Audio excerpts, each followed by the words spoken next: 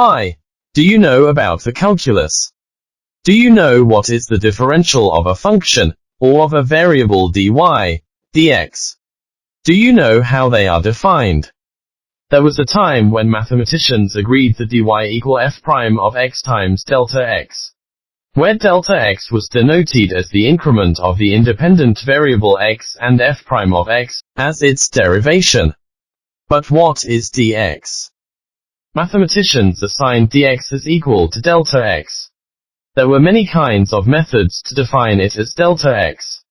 Some textbooks stated that it was because dy equal dx, when y equal x, while some said it was because dx equal delta x for the function x equal x.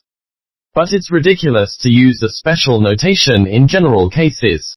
Nowadays textbooks gradually incline to define differential dy of the function y equal f of x as a map, turning any real number h to f prime of x times h.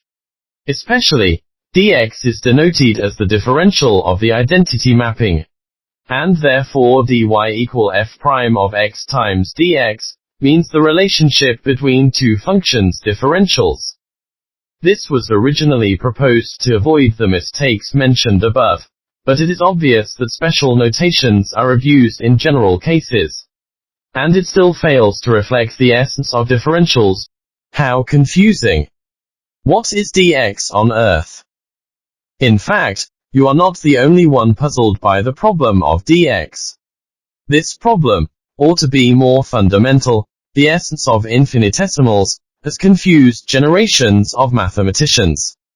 The differential notation dx, as well as the integral notation, which are familiar to us today, are adapted from Leibniz, who invented the calculus method in 1673.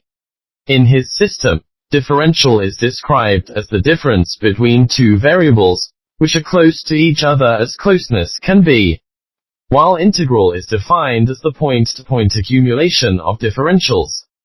As Leibniz said, it will be sufficient simply to make use of them as a tool that has advantages for the purpose of the calculation. He looked on his calculus as a tried method more than anything, but it was difficult to demonstrate the essence of calculus. His infinitely small was as small as you please, or in other words indefinitely small. This can be viewed as the original edition of today's question, what is dx? Almost at the same time, Newton independently created the calculus method system in 1665 to 1668. Here we ignore the dispute of priority between these two pioneers, but only sketch out the content of their theories. Newton artificially introduced a small number, O, to establish a fluxion, basically equivalent to the derivative we talk about today. However, his O was equal to 0 when used as the remainder term, but not equal to 0 when used as the denominator. There existed a logical contradiction in Newton's system. For this reason, George Berkeley, the British Bishop of Cloyne in the Northern Ireland region, ridiculed that Newton's O was a ghost. Since then, the question about the essence of infinitesimals and the underlying logic of the calculus has continued to trouble people generation after generation. In 1821 to 1823, Cauchy fabricated the mathematical concept of limit and interpreted the so-called infinitesimal as a variable whose limit was 0. He and his successors grafted Leibniz's symbols into Newton's system, making the principles of calculus almost what they are today.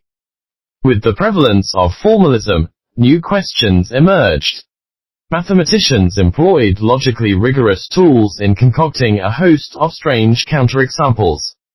Driven by these questions, Cantor, Lebesgue etc. established the theory of real numbers and integral theory, and it was declared that the calculus system had been complete. Later, Robinson tried to return to Leibniz's thinking and created non-standard analysis, which sparked a new wave of research. However, these theories are far from mature to reveal the essence of infinitesimals and provide new methods for practice. Until now, there are still many people who are skeptical of Cauchy's calculus principle, and attempt to explore the essence of infinitesimals.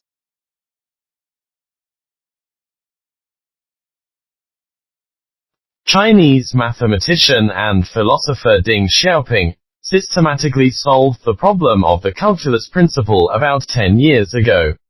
How did he make it?